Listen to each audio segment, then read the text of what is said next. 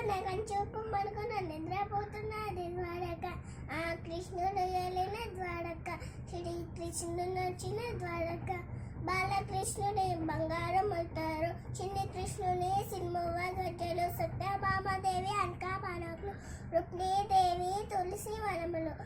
తీయని పాటకి మూడెల్లి కృష్ణుడు వదిన శంఖం, శిశుబాలును చంపిన శక్తం. కదల కదలగా ఉండవే ఈనాటికే తీరైన నెమల పెంచు, కదల కదలగా ఉండవే ఈనాటికే.